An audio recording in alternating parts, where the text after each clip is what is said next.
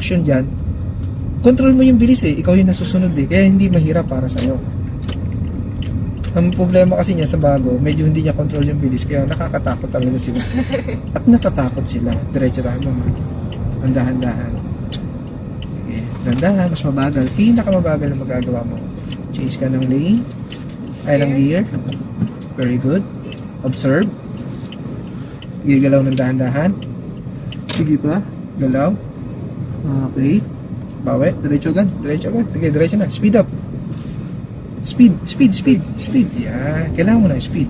Kasi pag hindi ka nag-speed, Mamamatay yan. hindi. Mag-vibrate. Magkokos ka ng magkokos ka ng Traffic. yan. Change ng gear. Kailangan, hindi ikaw yung dahilan bakit nagka-traffic na.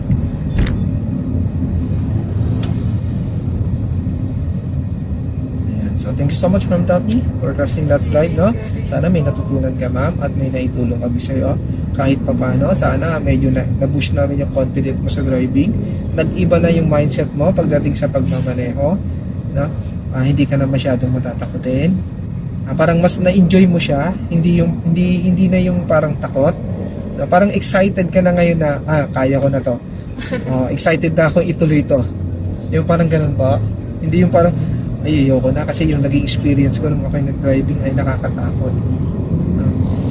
Sana hindi ganun yung maging mindset mo. Parang mas ma-enjoy mo siya na ipagpatuloy pa yung pagmamaneho po. Sana ganun yung ma'am, no? Tapos, syempre, dapat gawin mo lang yung part mo. Roadworthy defensive at lifesaver na driver. Iligtas mo lahat ng makakasalubong mo, ma'am. Wala kang babanggain at papatayin kahit isa.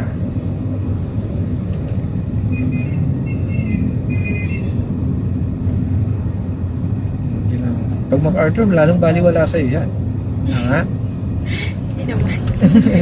Pero mas madali na siya para sa'yo, di ba? Kumbaga dito parang wala ng thrill. No? Hindi na katulad nung mas nagiging excite ka pa pag naman sa looban. Hindi katulad nung unang araw na dito masaya ka na, makapag-drive ka lang dito. Di ba? Yung makita mo lang na nakapatakbo mo siya, okay ka na. Parang fulfillment ka, okay na yun sa akin yun. Pero nung nasa loob parang dito baliwala na. Para mas masaya na ngayon doon sa loob. Later on naman yan, ma'am, sasabihin mo. Index naman. Ano ba yan? Lagi traffic. Yun na. Pagod pag traffic.